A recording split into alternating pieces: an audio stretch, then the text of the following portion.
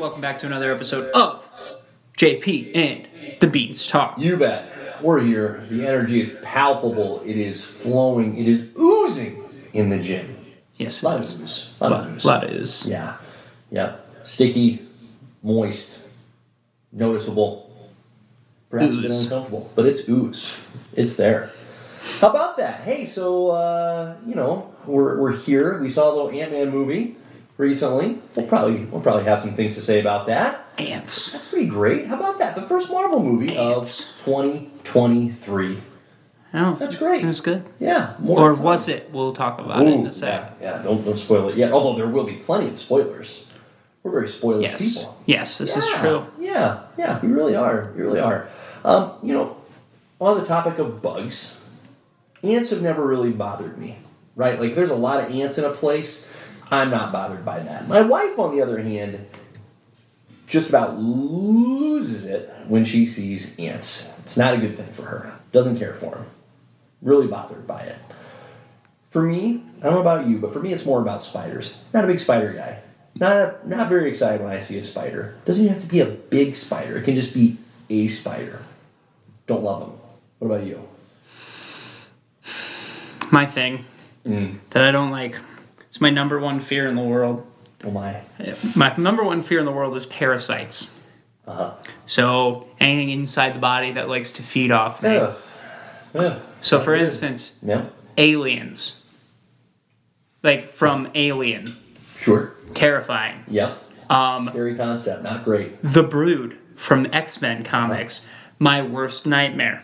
Okay? I don't like ticks. Ticks terrify me. They carry Lyme disease. I still don't know what that does because it scares the living piss out of me. I don't want to know. Don't tell me what Lyme disease Keep is. your distance from both the disease, the knowledge of the disease, and the bug that carries it. My cousin got bit by one apparently and can't eat meat for 3 years at least. What? Wow. Can you imagine not eating Being meat? forced to be a vegetarian because of a freaking tick? I would die. You'd kill me then. But my point is, okay, I don't like the idea of them like latching onto me, planting eggs in me, and then leaving.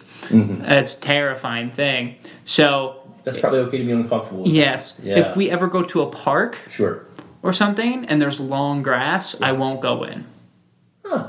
So On when account of the potential for ticks. right, Sure. so there were ultimate frisbee or not ultimate frisbee, frisbee golf places. Yep. I don't mind disc golfing, but if I Not in the weeds. if I lose one in the weeds, somebody else can go get it, or it's gone. lost. It's Yeah. gone. I don't want to do it. Yep. So Bring a that spare disc with you.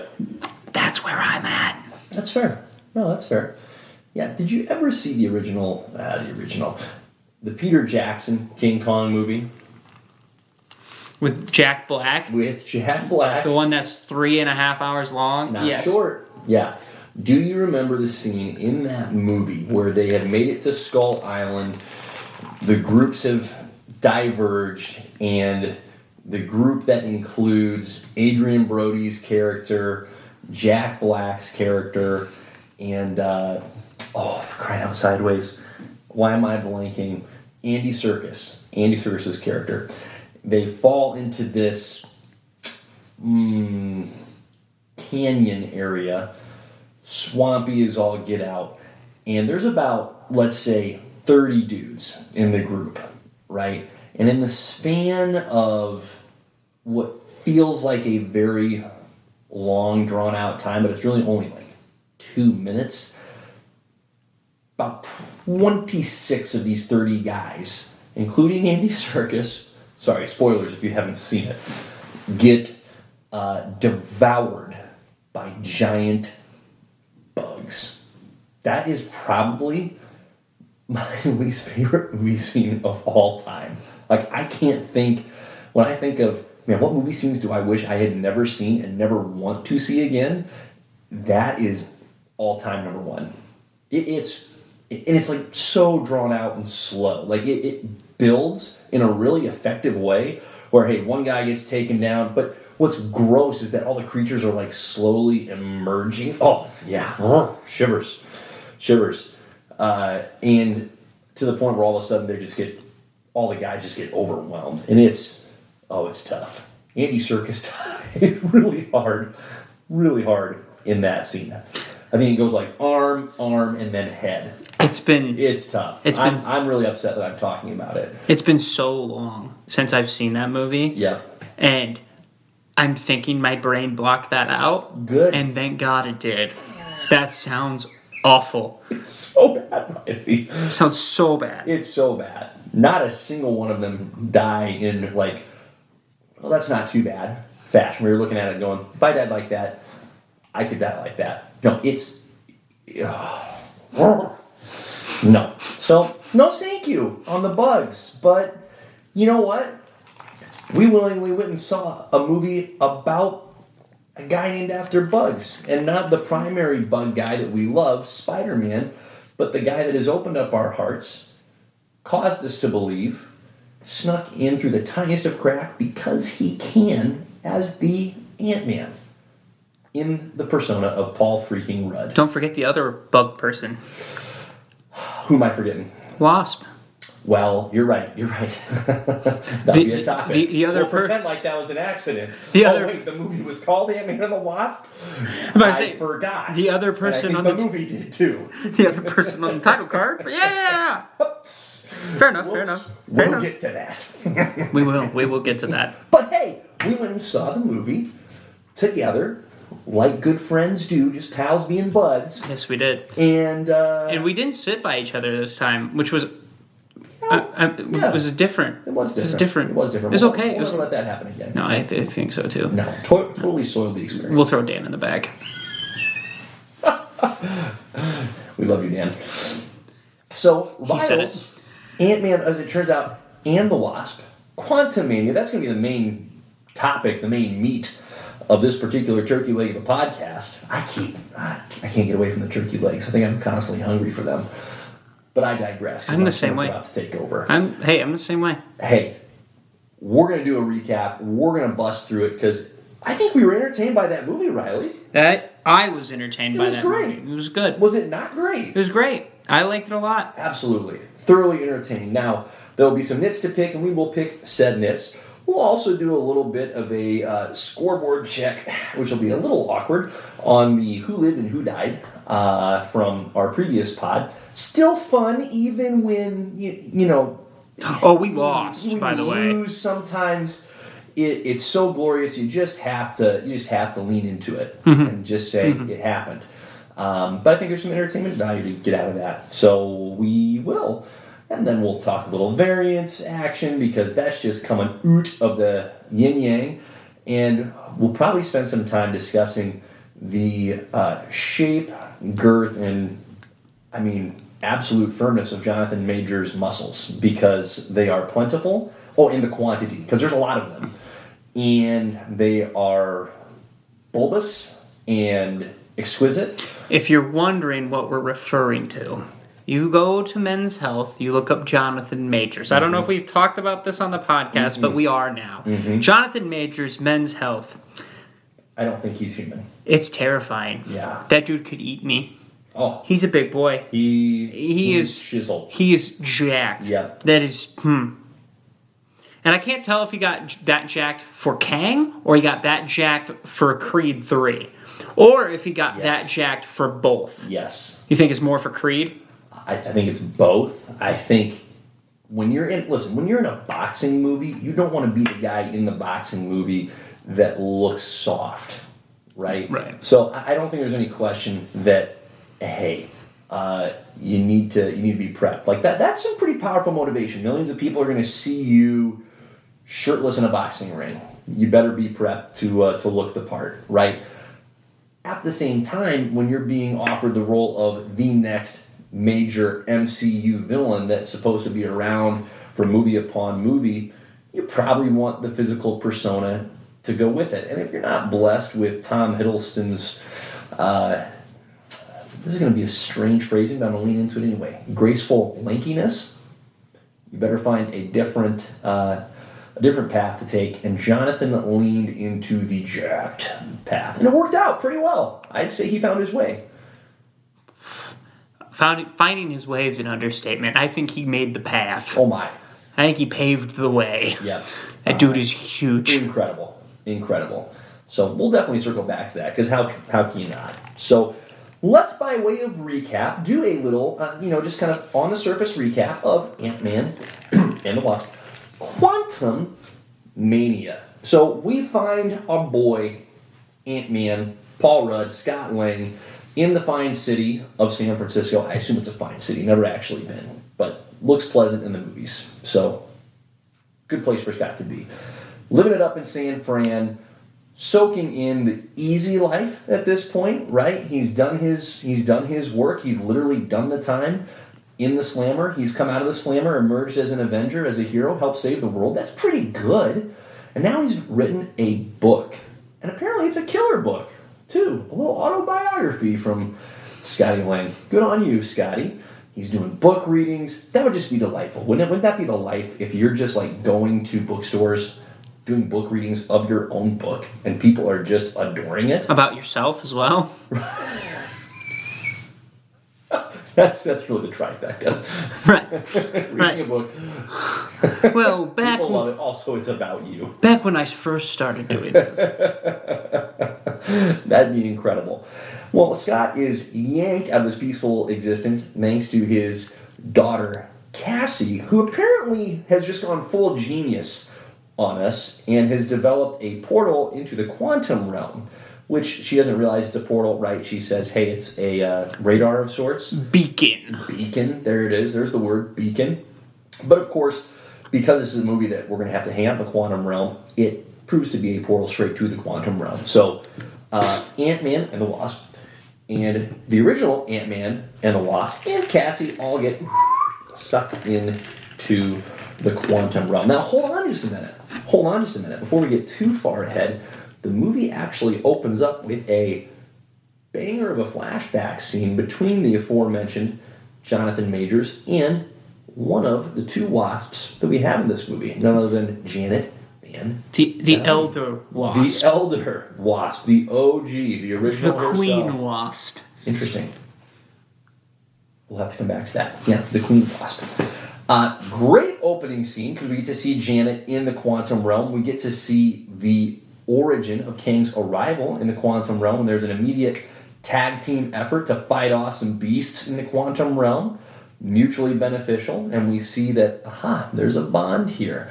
And Janet, in the present day, is being awfully coy with her fellow Wasp and Ant-Man about why she's hesitant to jump back into the quantum realm. Anyway, they end up in the quantum realm. They get immediately separated. Ant-Man and the Wasp and Ant-Man and the Wasp. See what I did there? You did. You doubled down. Yeah. Actually, no, wait, that's not true, though. It's Ant-Man and the Wasps and Ant-Man and Stature. They never used her name, did Nope. they? No. They haven't. I don't think they've made her a real That'll have hero to be yet. case. Stature go about their separate paths, both of them discovering that, Kang's here and he's a bad guy. Now, Janet knew this the whole time, which is that we may pick a little bit. She's being a real turd. She's not being a helpful part of the team at this point. Being a real turd. Yeah, we get a little look at brief but nonetheless delightful at our guy Bill Murray. Thanks, Bill, for popping in. Just because. I feel like that was just.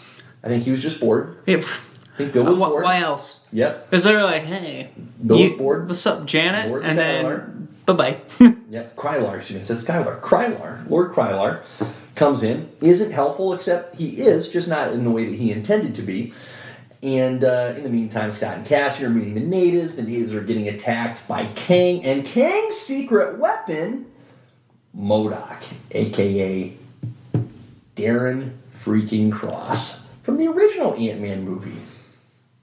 Yellow Jacket himself. How great is that? Yeah. Huge head, tiny legs, tiny arms, a lot of great laughs. And a very tiny butt, too. And a real tiny tushy. Real tiny tushy. Yeah. Very quite small. So Ant-Man and the Wasp, I don't feel like they're working that hard, really, to find Ant-Man and Stature at this point. It seems like they get distracted very easily. Oh, yeah. It's a bit strange, really. But Kang manages to find our guy, Ant-Man and Stature, and as good bad guys do, threatens our hero with his daughter's death and imminent demise if the hero doesn't steal, as you predicted, a heist, Riley. Steal for him the device that Janet Van Dyne destroyed once upon a time, because once Janet finally spills, we learn that, oh, I'm sorry, there's this dude down here named Kang. He's a conqueror of everything, most evil and most powerful guy I've ever encountered. She doesn't come out and say that he's worse than Thanos, but she could have come out and said he's worse than Thanos. And the fact that he had a ball Yep. that had a lot of power, and Yep. then she made that ball bigger. So he couldn't use that ball anymore. Right. A few details Yes. left out there. Yes. A few dozen. And then the ball was therefore in his court. Wow. Well done. Well done. Lean right into the pun. Right. And just tee off on that ball. But yes. That's great. So Janet finally reveals all this, far too late at this point, because Scott, of course, embarks on the heist. The younger Wasp, the junior Wasp, that's demeaning. I don't mean it that way. You have Elder Wasp, Queen Wasp, Princess Wasp. That just sounds weird. Hope. The primary The wasp. primary Wasp. Thank you for rescuing me. Primary Wasp assists. They get what it is that Kang looks for. Kang naturally isn't going to keep his promise. Fighting ensues. The ants come in thanks to the Elder Ant-Man. The ants come marching 2 by 2, hurrah, Yep. hurrah. The ants go Marching 2 by 3, hurrah. We could keep going, but then that'd be all that this podcast is, and we're not going a cappella just yet. Not yet. Our heroes managed One more year. to defeat Kang, primarily through the ants, a little bit through Scotty and Hope using the same trick that Janet did, which is, hey, smush together your large disc, your small disc, turn it into a sandwich, and just smear it all over the thing you want to get rid of, and it explodes. Solid idea. Comics. It works. Scott somehow doesn't get murdered by Kang, even though it's a fist fight. And as we mentioned, Jonathan Majors is in Men's Health. Paul Rudd, Was also in Men's Health. for But different reasons. there, For yes. different reasons. Yes. For his skincare routine, probably. Yep. Probably moisturizes very well. Good for you, Paul. Jonathan don't moisturize, nor does he need to. Side note, they did they brought Paul Rudd on, like, I think it was Jimmy Fallon, and they were comparing their two Men's Health covers between him and Jonathan Majors, and it's hilarious. That'd be worth a Google. Oh my gosh, yes. Yeah, Back on incredible. topic. Back on topic. So Kang is defeated. Our heroes return from the quantum realm to the real world. Scott gets to resume his happy San Francisco life, but with just this little poke in the back of his mind going, did we really beat the bad guy here? TBD, evidently. And as the end credits scenes seem to tell us, well, sort of. Except there's more of those bad guys hanging out. A lot more. Hundreds, at least, of Kang variants out there looking to wage some war. And we got a little bit of tease for Loki season 2, which we'll come back to. So there's your recap for the flick. Riles, you liked the movie. I did. What'd you like about it? Well, I love Paul Rudd. Honestly, I think they did. Don't we all? Yes, I think they did a great job at balancing the father-daughter duo. I thought those two on screen together was actually really compelling. Okay. They had good chemistry. They really I'd did. reflect on that for a minute, but a lot of times those kind of pairings can be very negative or not at all organic, and it worked. And she's pretty. So, Glad that helps you. easy on the eyes. Okay.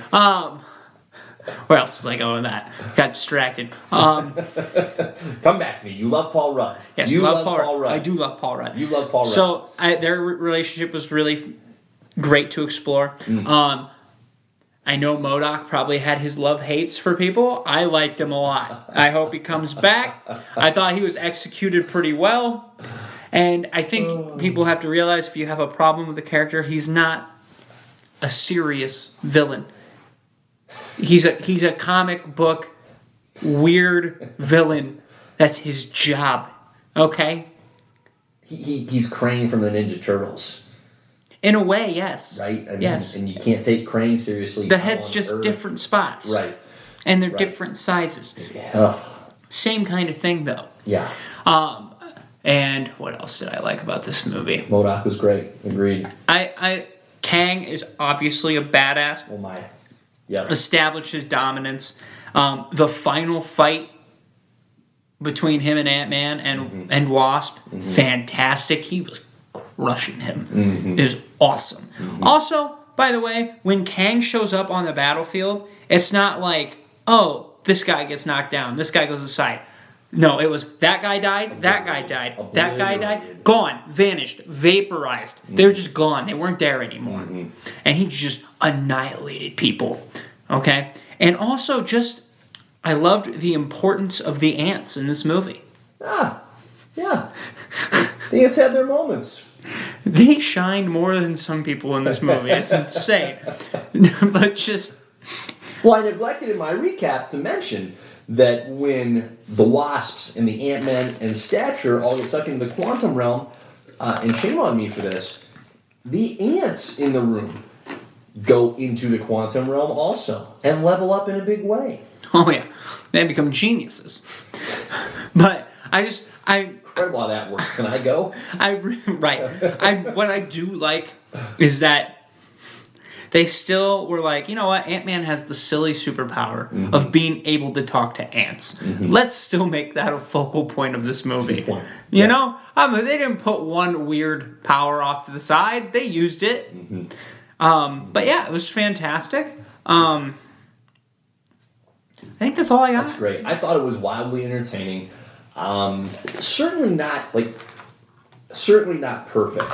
Okay, so I'm not standing here going, hey, this is one of the most well-crafted, dialed-in superhero movies I've seen, but I think a big function of this movie for me is expectations, right? Like, I do expect it to make enough sense where I'm not sitting there the whole time going, oh, Transformers, jeez, right? I do hold it to a higher standard than that.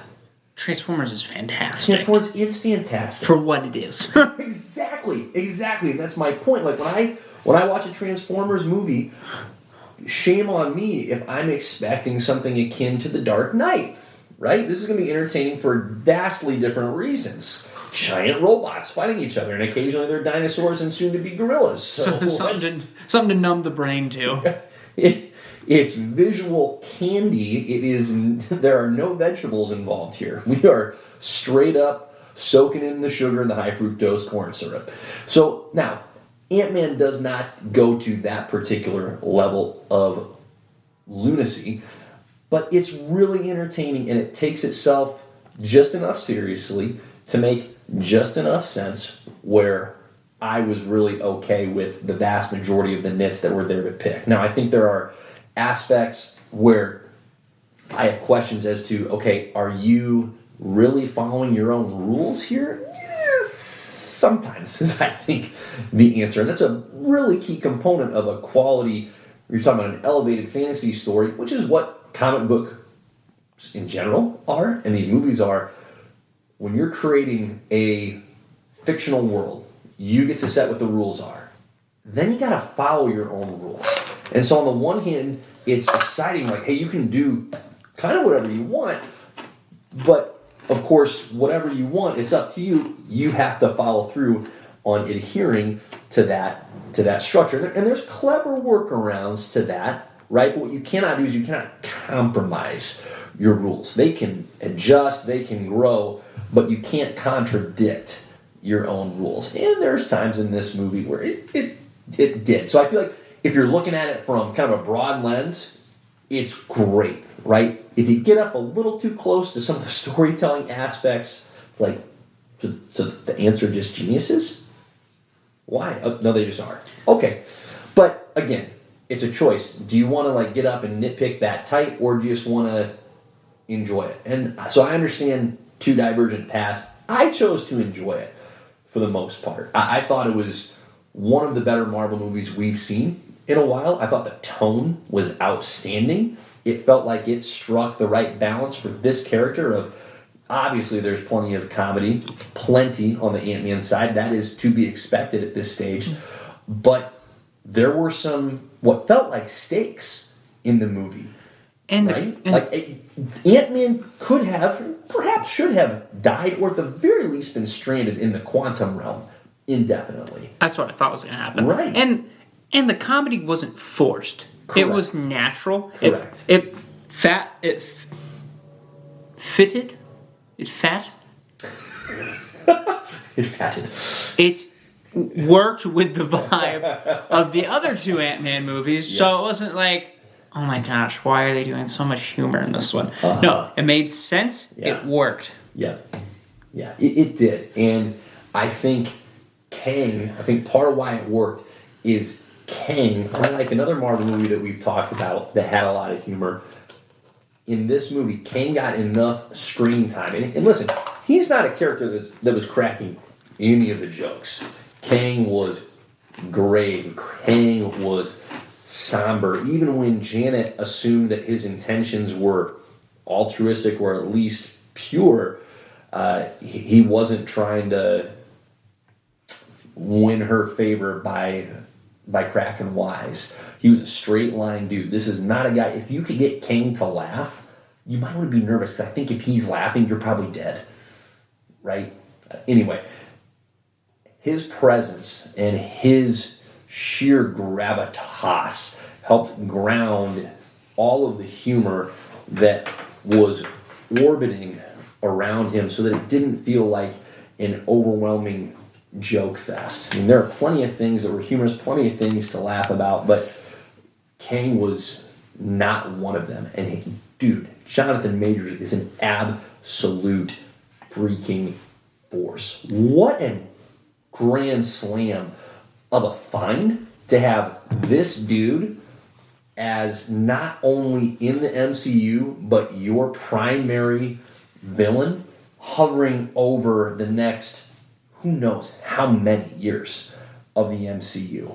That is wild. Because where on earth did this guy come from? Right.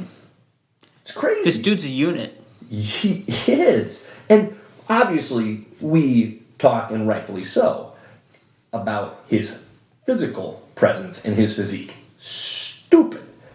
The guy has chops, Riles. His ability to just seamlessly portray different aspects of his character, and I don't just mean in this movie. I mean, he shows range strictly in this movie. But when I watched the last episode of Loki season 1, where Jonathan Majors makes his first appearance as a version of Kang, wildly different from Ant-Man and the Wasp: Quantumania's version of Kang. Clearly the same character. Somehow they are, but they're so different, and both of them feel entirely natural. That's incredible, incredible acting. And for as much as I love Paul Rudd, I felt like he got hung out to dry a little bit in the scene where Kang is like threatening Cassie. I didn't quite believe Paul when he was like, "Hey, don't hurt my daughter." It's like, I could tell, like, okay, Paul's acting. I can't tell that Jonathan Majors is acting. It's just a different level. That's no discredit to Paul. Jonathan's just a dude. I think He's just a dude. And Paul's a good actor. So again, I'm not trying to discredit him. Jonathan Majors is just on this transcendent level, man. I think part It's of nuts. that too, though, is like we've never seen Ant-Man get pissed off, really, True. and we've never seen him be like, Stakes never been this high for him. right. He's never been. Yeah. He's never been serious. There's a reason he's always been like kind of like laid back, nonchalant, because he always gets it done. But like, yeah, he's never gotten pissed off enough where he's like, oh, he's gonna try to kill my daughter. I will murder you if you touch my daughter again. So I think it's just, I don't think it's a natural place for him to be in. So I think that's also part of it too. It's like, oh, Yeah. you have that switch. Yeah, pretty wild. Anyway, the tone was incredible. Jonathan Majors, and there are so many. I'm trying to think of another example, but there have been other movies, other stories where you can see the turn or the twist coming. And where I'm going with this is the opening scene of the movie. Great choice for an opening scene where it's teasing the story of how Kang met up originally with Janet Van Dyne, right?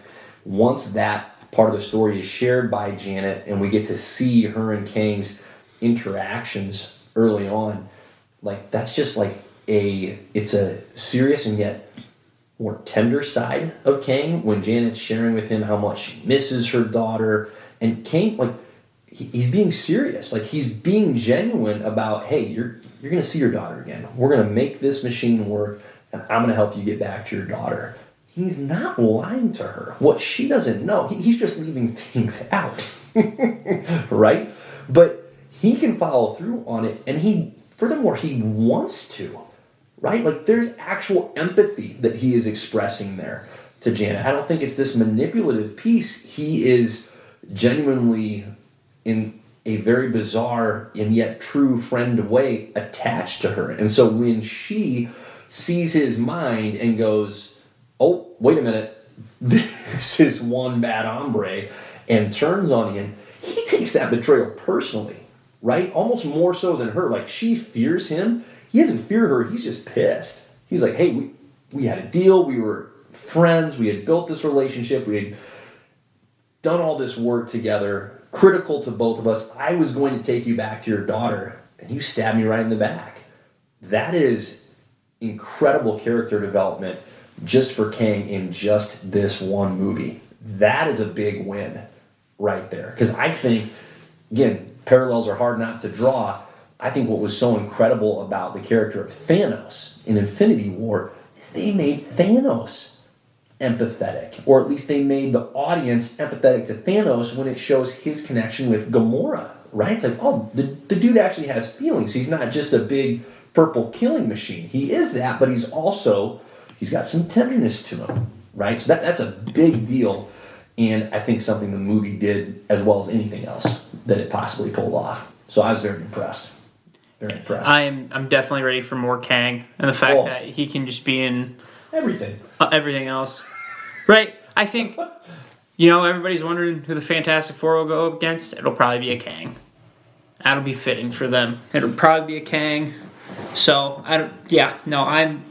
he's arguably, if not the best thing in this movie, by far. Yeah, he's incredible. And I gotta say, I still find it to get back on the title characters of Ant-Man and the Wasp. I still have a hard time actually trusting and believing it. I just saw it with my own eyes that we just got a third Ant-Man movie in the Wasp. Wild. And I tell you what, Riles, the progression from first to second to third, I think has been a steady climb up. Character development has been fantastic. It has been, hasn't it? Yeah, I remember Ant-Man from the first one where he's just like a thief. Yep. And now he's like a responsible Avenger and father. Yes. Telling his daughter not to steal. I'd say that's pretty impressive. Yeah, no doubt. That was really well done. I liked the depth of the quantum realm. I thought they had some they leaned into the weirdness of it, which was fantastic. I mean, there were probably 50 different species of people groups that we saw, or that I can kind of say I could count out. But that was great, right? You don't just have humanoids walking around. You have actual plasma beings, and just unique as all get out. From the broccoli person was probably the most hilariously absurd. And I'm glad they didn't spend too much time there. Oh, right. But I'm getting flashbacks to Thor and the Dumpling King, or the Dumpling God. I forgot about that. Yeah. But there's genuine creativity and the goofiness there. Someone said, and I forget who that I was having this conversation with, that it felt like MCU's Star Wars movie with just the variety of creatures. I thought that's a fair comparison or parallel, at least in that respect, with the different people groups. Yeah, see, there's one difference though. With Star Wars, I'm good with all the different planets. Yeah. I don't need to go back to the quantum realm anytime soon. Mm-hmm. You know what I mean? Mm-hmm. It's cool. Yep. But I don't need to go back. Yep. There's no reason to go back. That's fair. There's no reason to go back. There were no Ewoks. No. There's no Yoda. No. There's a guy who wanted holes real bad, Oh, but that was about it. oh my The goodness. jelly guy. Okay, speaking of absurd things, let's just bask in the hilarity that was MODOK. Because that was so funny. And it made sense. That is... It actually made sense. I'll tell you what, from what I remember in comics and all this other stuff, it was so weird that MODOK had a big head and like small and tiny arms. Mm-hmm. They made this make sense. Mm-hmm. I don't know how you could ever make that make sense, but they did. Now the CGI face is a little weird. Yeah, it felt like... I'm not sure how truly intentional the finished product was. It felt like they ran out of time. A little bit. just with the face. Like everything else worked, but it was Right. almost like, and I hated the robot face at first, because I'm Sure. like, oh, Sure. great. We're going to have this. I'd rather have the actual face. And then after watching that, I was like, Give me the shield. Give me the face shield. it might have just worked out better for them if they would have had his face covered up the whole time, because it didn't look real. Like, you could definitely tell it was CGI. Correct. You know, you've had CGI before in the past where it's worked really well, and this did not work. How do we have a beautifully working Iron Man armor, and then we have just a horribly spread out CGI face? Yeah, it did. It felt like something that I would do. Like if I was tasked with, hey, so shrink this guy's arms and legs and make his head bigger. Like I just stretched. That's it. It wasn't crisp. And I have a hard time buying in that it wasn't meant to be. It worked for the laughs because we weren't supposed to take the character of MODOK seriously. No. It was there almost dinky. exclusively as a humorous piece. So in that respect, it worked. But it was borderline distracting from a visual perspective of, I'm laughing, but also, darn, what? But it made sense that it was Darren Cross. It made absolute sense. Because all the way back to the first Ant-Man movie, which great pull to find a way to connect a thread from the first to this, the fact that Darren didn't actually get killed. He just got shrunk down to an infinitesimal size to where we don't know where he is. It turns out he's in the quantum realm. Of course. Now, does it make a lot of sense that Kang finds him and repurposes him enough, I guess, since Kang is desperate to get out of the quantum realm, and this is a dude that came from where Kang wants to get to? And he's smart enough. Smart enough. Yep, smart enough. And he had enough value to, recognize the signal from the beacon that Cassie made. So, okay, he provided some value. What bothered me was, on the one hand, it just depended on the situation. If they needed him to be this incredible, outrageous instrument of destruction, he was. But as soon as it was time for him to shoot Stature, the dude couldn't hit anything other than the floor. Like, his shots were useless. He goes from living humanoid buzzsaw to just a dude with a water gun running around. That was a little tough. It's like, can we pick a lane here for him? Like, either he's going to be effective or he's not. It felt very plot devicey. Well, it's also kind of like, the stormtroopers in Star Wars. Oh my gosh. When it's a main character, they can't hit. Nope. But when it's just regular old When it's citizens, Joe Rebel, you're done, Joe. done, dead. Goodbye. Yep. Boom. Yeah. It's kind of like that. Yeah. Which, okay, I don't love that.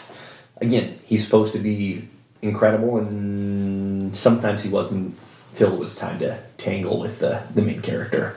So, but he was genuinely hilarious. The fact that he thought he died in Avenger was great. And like you said, I'm glad they didn't try and take the guy seriously. He's a giant freaking head. Marvel's done an incredible job with these movies of making certain characters that have no business being taken seriously, hence Ant-Man, hence third Ant-Man movie, Kang is a bridge too far. Thank goodness they didn't try to have us take him seriously. Yeah. The laughs were perfect. It was. Yeah, absolutely perfect. Well executed. Yep, very good. Okay. Now, this is supposed to be Ant-Man and the Wasp. Maybe it was, if we want to say, hey, Janet, the original Wasp, she got a lot more screen time than I ever would have anticipated. Okay? Hope really got shortchanged in this movie, Riles. To me, it felt like they kind of dialed her back a little bit to focus on Scott's daughter. Mm-hmm. Which, again, I didn't have a problem with. I thought it worked really well. Yep. And they kind of let her deal with her mother. Yep. And trying to figure out all the things with her mother and her mother's past, which I think is very important for her character. Sure. But yeah, I thought it was really weird that Janet was more of a focal point in this movie than Very much so. almost Ant-Man himself. Yep. Like it was probably she was up there with him. He's probably got 52%, and she's got 48%. Yeah, it's close. As far as the protagonists go. Right. Yeah. Which, again, it's just kind of crazy that she's... And it worked. I don't think it didn't work. Agreed. It's just... And she held her own, too, which... Props to her at 70 for doing a sliding kick. Do you remember that? She had a sliding kick. I'm like, bro, if I can do that at 70, we're in business. I'm aging well. Yeah. That's the part of the story that, if I look too closely, I go, it feels a little thin. Like, how much of this situation could have been avoided, right? If Janet just, is a little more forthright. And one of the pieces that it's too big of a nit to ignore, I think you brought this up when we were conversing a couple days ago. What about the fact that at the end of Ant-Man and the Wasp, after they've retrieved Janet from the quantum realm, they're sending Scott at the end of the movie into the quantum realm, and Janet has no qualms, no hesitations. Right. That's a significant inconsistency. And they did not, in my opinion, they didn't even effort a way to explain or provide some kind of rationale for why that was the case, why the difference in approaches. I mean, they're giddy to go into the quantum realm at the end of Ant-Man and the Wasp. Let's search, let's explore, let's find out. This is great. We know we can come back. And Janet's on board. She's right there. And yet we start this movie and she's got quantum realm PTSD, isn't talking about it. That's just such a stark contrast. That was too bad to see that miss. I think they could have found a way to help explain, hey, here's why the difference in demeanor, or at least ease into it a little bit. See, and I was just thinking about this because I was like, the quantum realm has never been consistent with what it is, but it's even in this movie it wasn't consistent. No. So no, just cheat code. Right, because if you even think about it in this movie, they come out and they come back into whatever time they come back to, and it seems like it's normal time. They weren't gone that super long. Correct. But the ants that went through, I believe Hank said 1,000 years worth of knowledge in one trip. Right. In one fall. That's pretty good. And yet Paul Rudd and all the rest of them are fine. They're the same. They're unchanged. And then you can even go further and be like, okay, well, when he gets stuck at the end of Ant-Man and the Wasp, he said 5 hours was worth 5 years. Yep. So you're thinking an hour in the quantum realm. Yep. That, it still doesn't make sense because they were definitely in the quantum realm longer than... Yeah, right. Days. Right. So you would think, 50 years passed when we went in and came out. And Can you imagine? That would have been mind-blowing, right? They come out and go, whoa! Hey, can we get that Kang guy back? We'd like to rewind time. We just missed 50 years. Right, but even in Endgame, when they're going back in time, and they're originally screwing around with it with Scott, right? He turns into a baby and an old man. So clearly, the quantum realm is a mixed bag. Oh boy. Yeah, there's, hey, what do you want the rules to be for your movie? That's really what it is. It's a mixed bag. It doesn't make full point, sense. No, it doesn't. And it's not supposed to be, probably. Yeah, and I think this is where it gets messy, and by messy I mean distracting, right? Because part of what was and has been so special about the first three phases of the MCU is that they largely made sense. Like, there was an intentional effort where it's like, hey, this logic needs to stack on top of the logic of previous movies and set up future movies. And we haven't really found that yet as it pertains to the quantum realm. And as you said, hey, I don't really want to go back there. They probably need to take a break from the quantum realm, like get out of there. Because if they hang around and keep using it as this, infinite source of, hey, what does the plot of your story need? Well, the quantum realm can do that for you.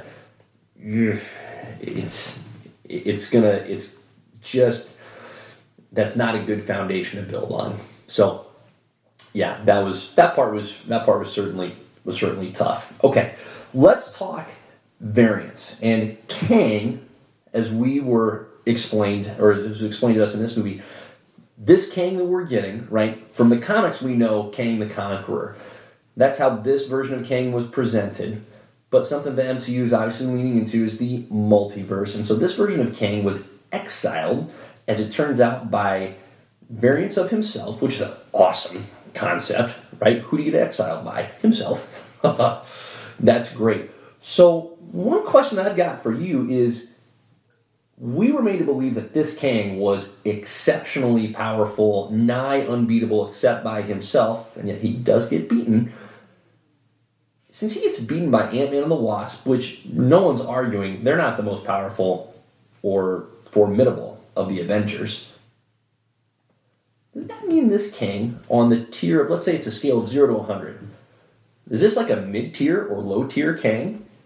Like, is this a guy that's in the 20s or the 50s in terms of power, and there's some 90s out there hovering over our heads? I wonder. I'm thinking mid to mid-high.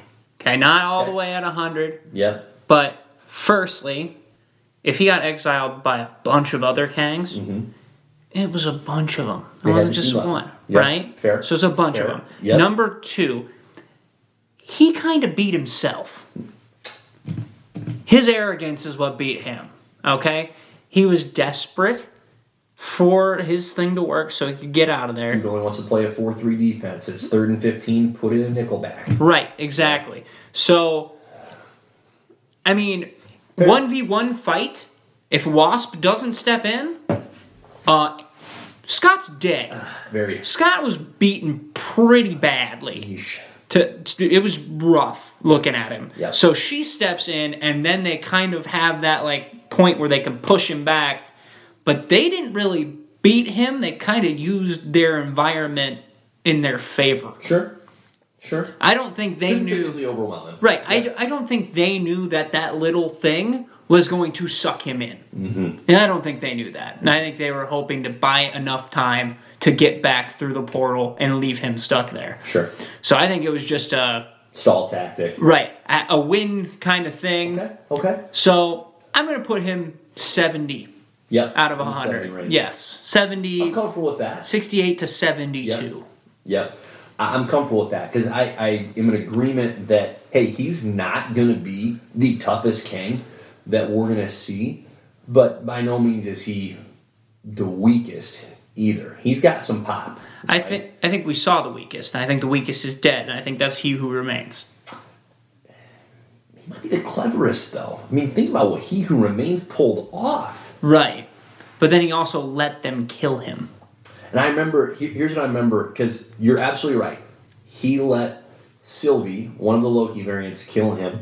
And I didn't remember until I rewatched that episode, the Lokis ask him, why are you here? Because he is propositioning them to take over the TVA. Like, he's saying, I'm ready to be done. And they're like, why would you give up all this power? He said, I'm old, like older than you know. I've lived a million lifetimes. This is a young man's game, and I'm ready to be out. Like, he just gets bored, right? Like, he's won, and that's it. There's no other conquering to do. So it would be fascinating to have that version of Kang revisited at some point. But regardless of how you cut it up, whatever version of Kang you're getting, dude. Scene stealer. Oh my goodness. Oh my goodness. So I'm excited by the prospect of additional Kangs, and we're going to get plenty of those moving forward. Were you surprised at all to get to the end of the movie? A couple things. First of all, real quick, we got to hit on the fact that nobody died outside of MODOK. Nobody died. Nobody. And Hank made it. And MODOK, I think they could be like, eh, Yeah. Yeah. he's back. Yeah. You could bring MODOK back. It could have been one of, because you know how hilarious it would be if it was like, oh yeah, it was a fake out, and it was because I'm in control of the heart monitor, Yeah. right? Very possible. Right. So, but other than him, yeah, everyone. I could not believe that Hank made it. Absolutely could not believe it. I was surprised. He never even came close to dying. And he also had one of the most badass entrances in the entire movie with all the ants. Yep. Hank's getting savvy in the old elder years, using the dome. Yes, he Taking is. advantage of the ant people. It's good for Somebody good for has Hank. to. Yeah. I really couldn't believe that. But no, nobody, none of our heroes died, which, okay, I'm all right with. I'm not upset that Michael Douglas will be hanging around more, and Michelle Pfeiffer, they're great to watch. I love it. They're wildly entertaining. So that was surprising. That's all we need to say about how mistaken we were about Hank Pym dying. Horribly mistaken. I would have lost money on that bet. Yep, A same good here. Chunk of it. Were you surprised at the sheer number of Kang variants that were shown to us in that end credits scene? I mean, it was hundreds, right? Yes. It was a lot, Riles. Yes and no, because the Council of Kangs is very prominent. Yep. Not In a comics. thing in the comics. Right. Yep. I guess I'm surprised that they introduced the Council right away, but they still focused on some of the ones that you think they would focus on. Mm-hmm. Like Ramatut is one of the most famous Kang variants. Sure. Immortus is one of the other famous Kang variants. Mm-hmm. And then I think the other two, I think one was Scarlet Centurion. There was 4, wasn't there? The 3 that you just mentioned are the 3 that I can clearly recall. Okay, maybe it's just those 3. Yep. By the way, I'm super excited for Ramatut. That dude looks dope. Mm-hmm. That dude you doesn't. throw the Egyptian headdress on a guy, and all of a sudden, That dude isn't. whatever he was at, he goes another level. That dude is an Egyptian king. By the way, that was the first appearance that fought the Fantastic Four. So Yeah, nice. Good pull on your part. I'll bet that would be when he shows up. Anyways, There you go. but yeah, I'm here's surprised why I'm they surprised. figured out how to animate all that. Well, there's that. Here's what surprises me about it. The Kangs, now, there's this infinite number of universes, so it could just be a small like hundreds could be a pretty small percentage of infinite, right? That's Right. not actually a lot. For as adversarial as it has seemed up to this point that Kangs are towards each other, I know the Council of Kangs exists, but I'm thinking of like 12 of these guys that find a way to get along. This was a lot more than I would have expected, and I understand being gathered together doesn't automatically mean, hey, they get along. But there is some kind of collaboration going on there. So I was surprised at the sheer number, but I'm not bothered by it. It just surprised me. They'll probably backstab each other. You gotta hope so. Oh, you think so? Okay. So on that topic of variants, well, before we get too far off track, I shouldn't divert too quickly. Anything else that pertains to this movie, Ant-Man and the Wasp, Quantumania, that you want to hit on before we divert off of a different path into a different layer of the quantum realm? It's dope. Go watch it. It is. Don't go look at movie reviews. Rotten Tomatoes is terrible. In the sense of get on that box. all of these movie critiques, go watch it yourself, make your own opinion, okay? Yeah. This movie's not for critics. This movie is for people who have been watching the Ant-Man movies. So I think personally, what they need to do is if there is a series of movies, they need to rate that as a whole in the series. Yeah, I'm 100% in alignment as it pertains to why go out there and just see what a mass of other people think about a story. Like, by all means, curate others whose opinion you want to know about, right? Certain friends, family members, a certain podcast. Yeah. Yeah. But just like we've said multiple times, whenever we're doing a top five or whenever we're discussing our opinions, it's just our perspective. It's just our point of view. And not only that, it's just our personal preference, right? Like, there are going to be certain movies, certain characters, certain comics that we, gravitate towards, that we enjoy more so than others. And why you need to be told by someone else, hey, this is good or bad, I don't think you need that. I think instead you can be part of the dialogue, have discussion, and exchange ideas with people, but don't open yourself up to the absolute dark abyss that is Rotten Tomatoes and online reviews. Come on, you can afford it. Go see a good movie or ask us if it's good or not, and we'll tell you, because we're paying to go see it just so that you don't have to. It's like the old saying goes, opinions are like buttholes. Everyone has one. They really do. Some are stinky, some are clean because they wipe. We really leaned into that. Yes. That's good. I agree. Very entertaining movie. Very much enjoyed.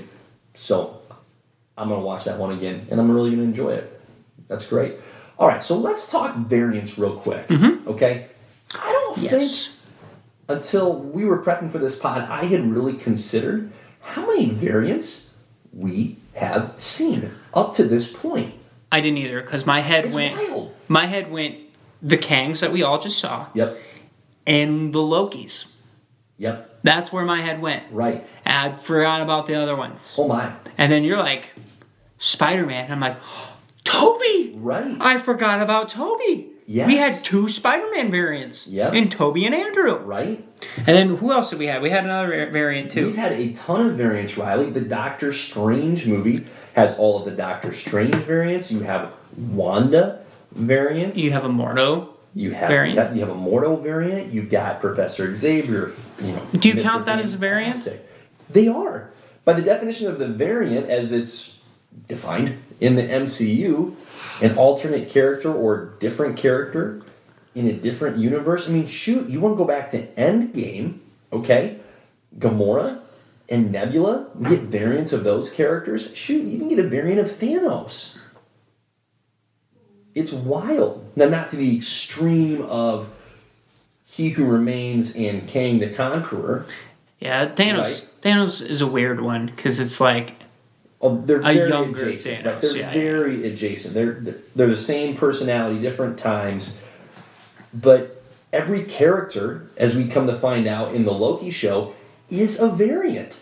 Right? That's one of the big reveals in the show is that, hey, everyone that's working for the TVA, you're all variants. All of you. That's pretty wild. So I'm impressed at how well, and maybe everybody who's listening to this is going, well, yeah, dude, duh. But I'm impressed at how well and how detailed Marvel has been at unwrapping that particular layer of Phase 4 and Phase 5 and the phases to come. That's really well done. They've eased into that in a very deliberate and yet thorough way that, upon reflection, I can really respect. And that's exciting to think about. All the variants we've seen so far, it makes me very eager for more. I don't know about you. Well, and it surprisingly worked well. Yes. Like, it wasn't like, oh, great, it's a different version of this person and then they died. Right. And it's like, ugh. It wasn't that bad. It hasn't been that bad yet. No. And if anybody was mad that Toby came back, they can fight me. Oh, boy. Yeah. And Andrew Garfield was... And Andrew. I will fight for Andrew, too. Wow, right? Who saw that coming? So I agree. That's been quite delightful. Quite delightful so far. And I hope and expect that will continue. So along those lines, we thought it'd be fun to do a top 5 of Top 5. Yes. Another classic, JP and the Beans. Top 5 variants that we would like to see in future MCU films. I'm curious to see if we're going to even have anything similar on this.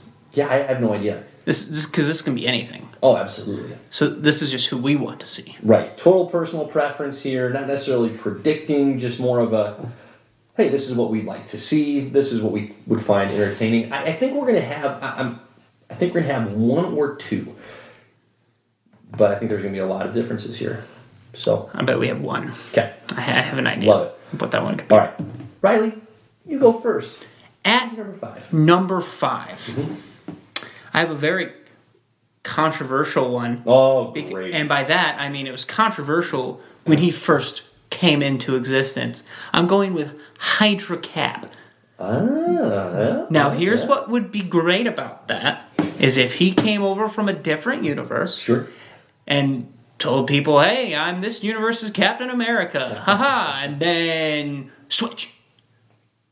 That's how you could do it. I think it would be great. And I think it would give Chris Evans, be like a refreshing break from being Captain America, yet still being Captain America. And he could pull it off. Oh, he could do it. He could pull it off. Did you see the Netflix movie The Gray Man with him and... But he's the bad guy in it, isn't he? Yeah. Jiminy Christmas. Ryan Gosling. Yeah, the Russo brothers directed that movie. Correct. He plays the bad guy. A bad guy named Lloyd, by the way, which is fantastic. And he executes it very well. So I could see him being Hydra Cap and enjoying it. He can nail douchebag really well. Got to give him props. Yeah. He was Johnny Storm for 2 movies. That's right. That's right. Yeah. That's a good call. Okay, I like that one. All right, my number 5. I'm staying on the Kang theme here for a minute. I'd like to see a good Kang that wants to help the Avengers, but here's kind of my pitch, okay? He's not very powerful. He's one of the weaker Kangs, okay? So by good, I don't necessarily mean that he's altruistic.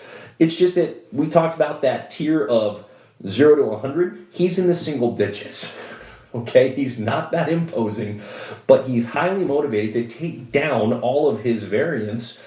And so you go from having this, extraordinarily powerful, number of Kangs that can just wreak all kinds of havoc to this dude, where he's a little measly and pathetic, but he just desperately wants to win, and so he teams up with the Avengers. I could see that being kind of hilarious. So, good Kang. My number 5. Okay. You brought up Hydra Cap. I like that. I see your Hydra Cap, and I raise you for my number 4, an old Captain America. Bring him back when he's just an old fart. That's right. Bring back the old Cap. Let him oversee the development, for example, of all these new Avengers. Popping stories about, back in the day, me and Hawkeye and Black Widow, right? We're on the run. It would be fantastic. It would be fantastic. He's cracking wise. Everybody's like, this dude's washed up. All of a sudden, boom, shield ends up in his hand, and wham, he's taken down. Take your pick. Freaking Moon Knight. Mark Spector is on the ground, has no idea what's happening because he blacked out, because that's what Mark Spector does.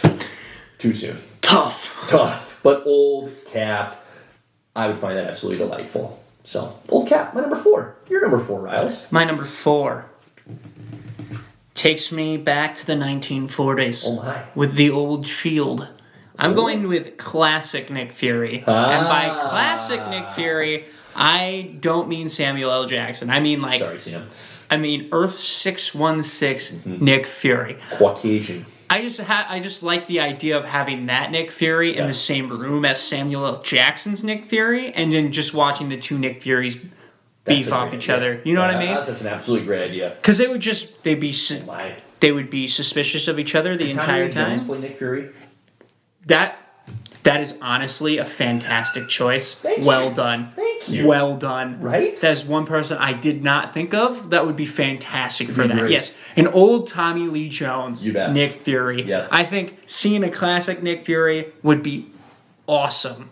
It's either Tommy Lee Jones, or if they hadn't already cast him as Thunderbolt Ross, Harrison Ford. Bring him in. He wouldn't have been bad. No. Maybe when he was a little younger. Sure. But he would have been great. Yeah. No, Tommy would be I great. see, because I also think Harrison Ford could have been a great old Captain America, too. Oh, my. Yeah. Yeah. Yeah. So, Very salty.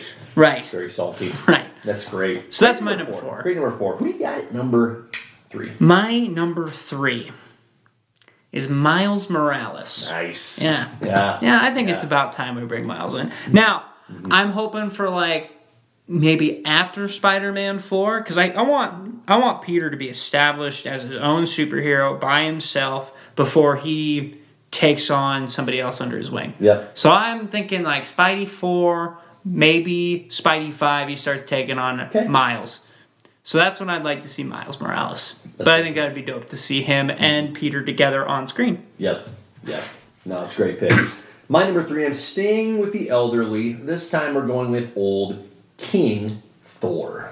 All right, this is heavily inspired by the comic that I talked about so much prior to the release of Thor 4, where you've got old King Thor, present day Thor, and young Thor all partnering together to try and take down Gore, the God Butcher. Now, in the comic, old King Thor has outlived everybody in Asgard. Like, literally everyone else in Asgard is dead. Killed by Gore. And Gore is really, at this point, just messing with old King Thor. Like, he is sending his mongrel hordes to do battle with old King Thor. Just enough to keep the guy interested and engaged and alive, but never to actually totally finish him off, because he wants, Gore that is, wants to save old King Thor for the final coup de grace at the very end of his God Bomb scheme. But old King Thor, when he pairs up with present day Thor and young Thor, what's great about him is he does exactly what the old guy should do. He gives those two Thors so much crap. Endless crap. Like, he is constantly telling them about how weak they are, how it's a shame that neither of them have beards, because of course he has a beard, and that he can't believe how dumb he was when he was that young, and now that he's seeing them, he's like, I can't believe I was this foolish and stupid. It's incredible. The dialogue is top notch. So if you're going to have old King Thor, you of course have to pair him up with present day Thor, but that would just be endless fun. So that's where I'm at with my number 3, old King Thor. My number 2, Magneto, and a very specific Magneto as portrayed by Michael Fassbender. Fun fact, that would be the one that I forgot for this list. There's always the one. Right. I remembered, fun fact though, I remembered him before Yeah. you brought him up. Yep. And I was going to bring him up as an honorable mention, Sure. because he would probably be number 2 on this list Hey. for me as well.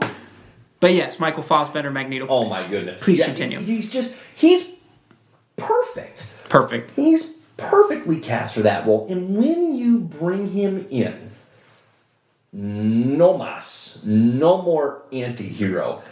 Give me Magneto as the bad guy who has embraced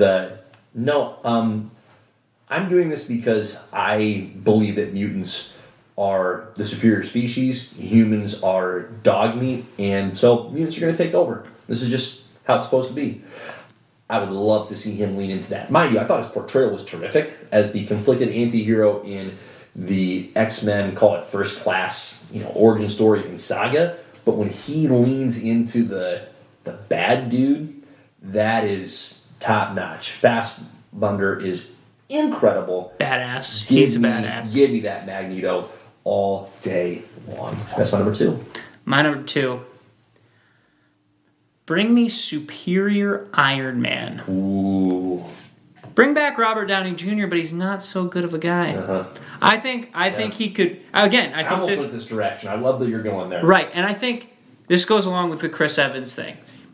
I think if you give Robert Downey Jr. the same character with a different take, I think that's enticing enough for him to be like, okay, Yep. I'm in. Mm-hmm. And then just to watch him go to work and actually dismantle some people as Iron Man. Mm-hmm. I mean, can you imagine Superior Iron Man in Secret Wars versus Peter Parker, Spider-Man?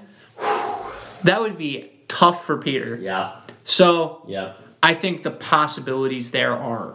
And then that goes for all the Avengers, too, that are still around. Correct. Thor versus an evil Iron Man, fantastic. Yeah.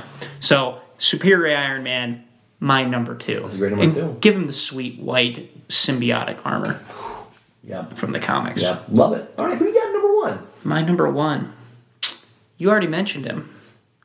I have Old Man Thor as my number 1. Ah, yes. I would love to see Chris Hemsworth be an old Thor. I would love to see him like kind of be like this grandfather over a bunch of other people, you know? And just kind of see him be like, oh yeah, I'm old, but I'm still going to destroy everyone here. Right? So I In the think, comics, he has like the arm of the Destroyer. oh yeah, it's bad. Great. It's badass. It's great. Old King Thor is a badass. Yeah. So, Yep. and then, He's got the Thor Force. It's not the Right. Odin Force anymore. It's the Thor Force. right?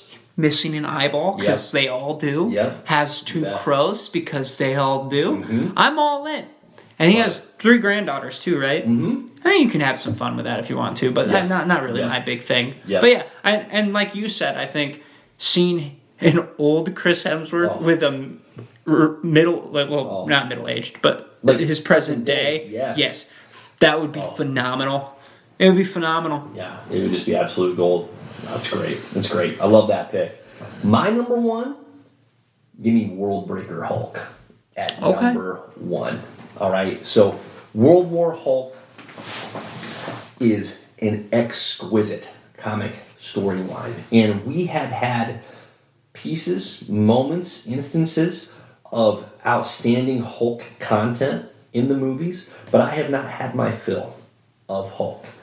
I want the Hulk that is out of control and has no interest in stopping, rampaging, and having there being a real question of, can this guy actually be stopped?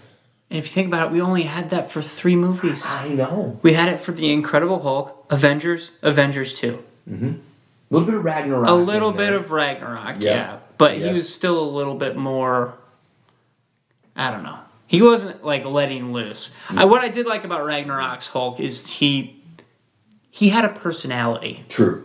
which was a lot better than gorilla noises. That's fine. Yeah, that's fair. But you're That's absolutely right. World Breaker Hulk, you bring in the most badass form of the fair. Hulk. I want him to have already conquered a world, become its king, and the idea that he was originally exiled by his fellow Avengers from Earth to this world, and now he's coming back for vengeance, is awesome.